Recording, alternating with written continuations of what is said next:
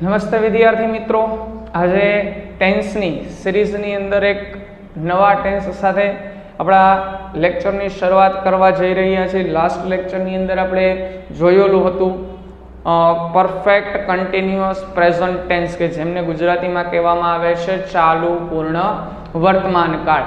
આજનો જે કંઈ પણ આપણો જે કંઈ પણ ટોપિક છે એમની અંદર આપણે અભ્યાસ કરશું perfect continuous past tense. Perfect continuous past એટલે થશે ચાલુ પૂર્ણ ભૂતકાળ. કેવી રીતના આ કાળને છે એ આપણે લખવામાં આવે છે, કઈ કન્ડિશનમાં લખવામાં આવે છે, આપણે લાસ્ટ લેક્ચરની અંદર વાત કરેલી હતી. તો આ જે કાળ છે એમની અંદર કોઈ ક્રિયા છે ભૂતકાળમાં ચાલુ થયેલી હતી અને એ ક્રિયા ભૂતકાળની અંદર જ પૂરી થઈ ગયેલી છે. એ સમય દરમિયાન જ આપણે આ ટેન્સનો ઉપયોગ કરી શકીએ છીએ. એના માટે એક વાક્ય લઈએ. લાસ્ટ લેક્ચરમાં આપણે વાક્ય લીધેલું હતું કે ભાઈ તેઓ 1 કલાકથી લેસન કરી રહ્યા છે. તો એનું ઇંગ્લિશ થતું હતું they have been doing homework for an hour. આ છે એ કયું છે? ચાલુ પૂર્ણ વર્તમાન કાળનું વાક્ય છે. હવે આપણે ચાલુ પૂર્ણ ભૂતકાળનું વાક્ય બનાવવું હોય તો આ જ લઈએ કે તેઓ 1 કલાકથી લેસન કરી રહ્યા હતા. તેઓ 1 કલાકથી લેસન કરી રહ્યા હતા. હવે આ જે વાક્ય છે એને આપણે ઇંગ્લિશમાં ટ્રાન્સલેટ કરવા માટે સ્ટ્રક્ચર ઓફ સેન્ટેન્સ લેશું. તો સ્ટ્રક્ચર ઓફ સેન્ટેન્સની અંદર જોવા જઈએ તો પહેલા એફર્મેટિવ સેન્ટેન્સ. એફર્મેટિવ સેન્ટેન્સમાં સબ્જેક્ટ પ્લસ હેલ્પિંગ વર્બ તરીકે હેડ બીન. શું આવશે? હેડ બીન પ્લસ વર્બનું fourth form plus object plus other words. Affirmative sentence કયો કાળ ભણીએ છીએ? ચાલુ પૂર્ણ ભૂતકાળ, પરફેક્ટ કન્ટિન્યુઅસ પાસ્ટ ટેન્સ.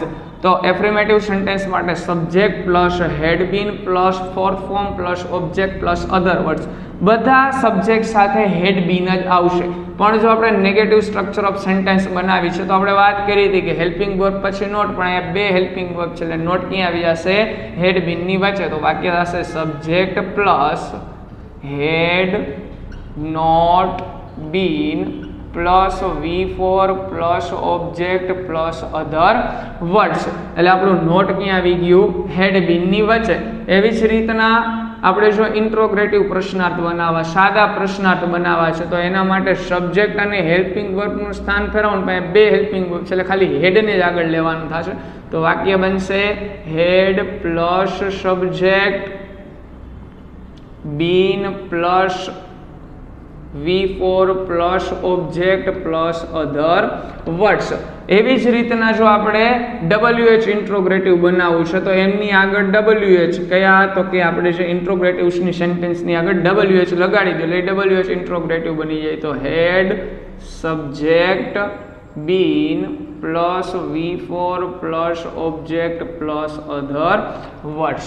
તો આવી રીતના સ્ટ્રક્ચર ઓફ સેન્ટેન્સ મુજબ ચાલ્યા જઈએ એટલે આપણે જે કંઈ પણ ચાલુ પૂર્ણ ભૂતકાળના વાક્યો છે એ બની જાય. ચલો જોઈએ. તેઓ 1 કલાકથી લેસન કરી રહ્યા હતા. હતા પરથી ખ્યાલ આવે કે આ વાક્ય શેનું છે? ભૂતકાળનું છે. ને 1 કલાકથી સમય આવ્યો એટલે ચાલુ પૂર્ણ ભૂતકાળનું વાક્ય છે.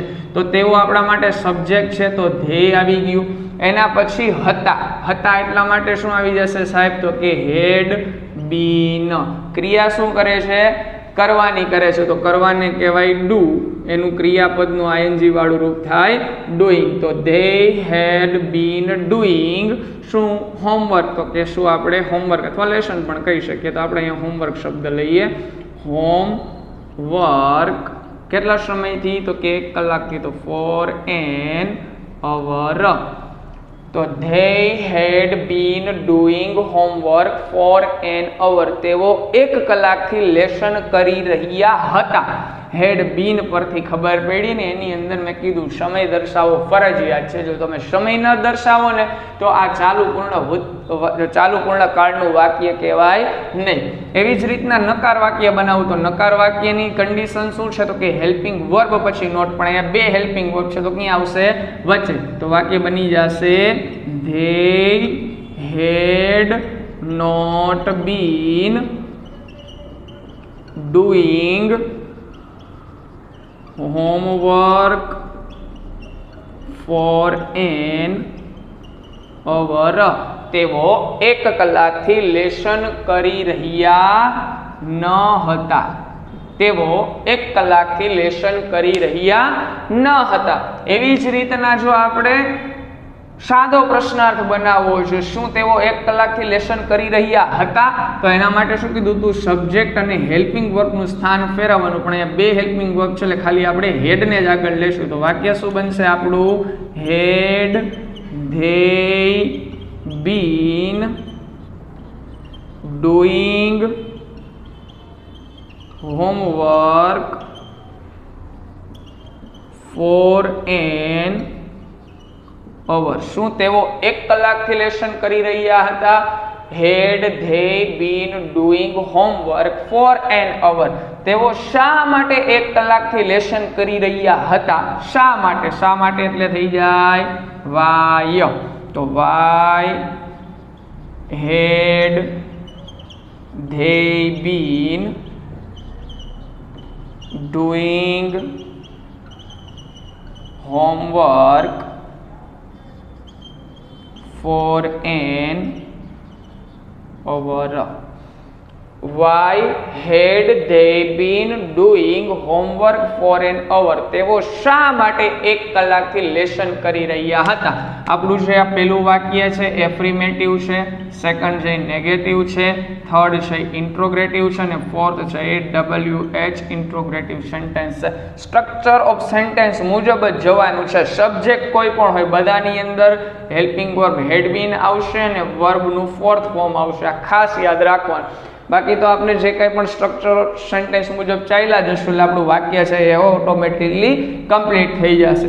ચાલો તો આપણે લઈએ છીએ બીજું વાક્ય લીધું હતું. તેણી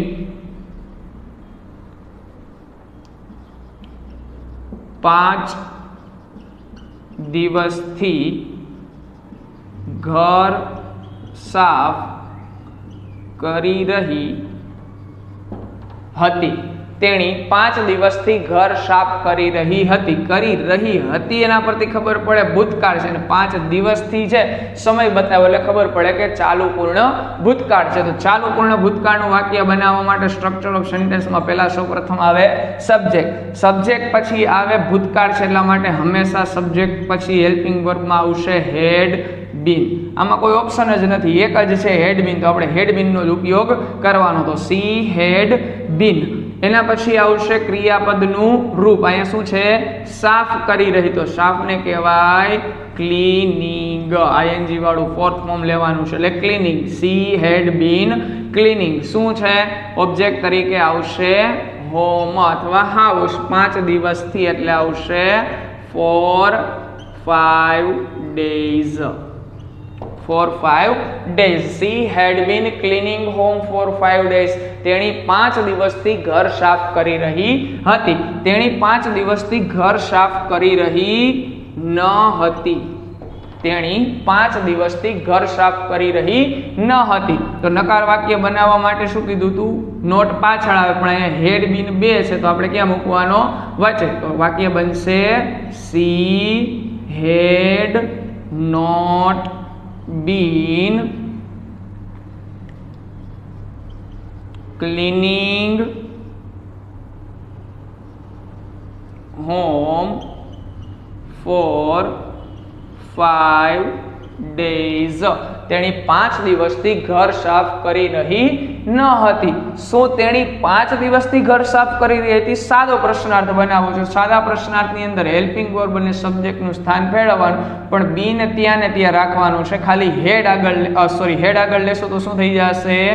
હેડ સી બીન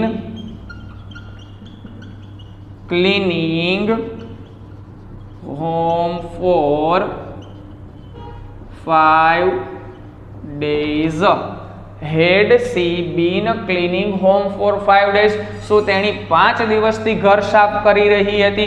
એવી જ રીતના જો આપણે WH પ્રશ્નાર્થ વાક્ય બનાવવું છે, શા માટે તેણી 5 દિવસથી ઘર સાફ કરી રહી હતી, તો જે તે WH ની અંદર આપણે શા માટે લીધું છે એટલે લેશું why had she been cleaning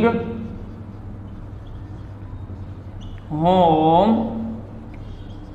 for 5 days. તેણી શા માટે 5 દિવસથી ઘર સાફ કરી રહી હતી?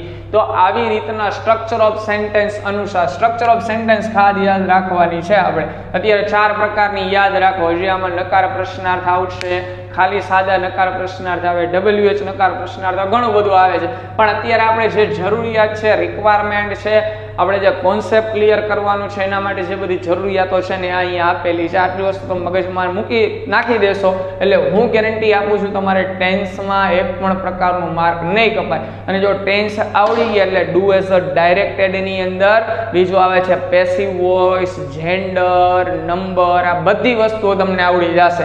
પણ વસ્તુ ખાલી છે ટેન્સ શીખવાની છે. એક્ટિવ પેસિવ આવડી જાય એના પરથી ડાયરેક્ટ ઇનડાયરેક્ટ આવડી જશે, પણ એના માટે મૂળભૂત વસ્તુ ટેન્સ છે. ટેન્સને અનુલક્ષીને આપણે ચાલવાનું છે. એટલા માટે ખાસ કરીને આ બધા ટોપિક્સને ક્લિયર કરી નાખો, એક વખત જોઈ નાખો, રિફર કરી નાખો, એટલે 12 કાળ આપણે સાથે લેવાના છે. આના પછીનો એક કાળ વધે છે પરફેક્ટ કન્ટિન્યુઅસ ફ્યુચર ટેન્સ. એના પછી ત્રણેયની સરખામણી આપણે કરશું અને 12 કાળ સાથે લેશું, એમની શોર્ટકટ આપશું અને અંતની અંદર આપણે જે ટાઈમ અને સેન્સ નામની જે મેથડ તમને આપવાની છે, જેથી કરીને ટેન્સ આપણા માટે સાવ રમત વાત થઈ જવાની છે. એટલે એ બધી વસ્તુ આપણે જોવાની છે. પણ જે અહીંયા લેક્ચર આપણે આપીએ છીએ ને યોગ્ય રીતે અટેન્ડ કરો, વ્યવસ્થિત રીતે બધી વસ્તુઓ નોટ ડાઉન કરતા જાઓ, એટલે અંતે તમને જે કંઈ પણ ટેન્સની રમત વાત કરી દેવાની છે. આમ ચપટી વગાડતા તમે કોઈ પણ વાક્ય આપ્યું હોય, કોઈ પણ ટેન્સ આપ્યું હોય તો એ ટેન્સના રોકડા તમે 2 માર્ક મેળવી શકશો. તો ચાલો આપણે નેક્સ્ટ લેક્ચરની અંદર મળીએ છીએ. ત્યાં સુધી જય હિન્દ, જય ભારત.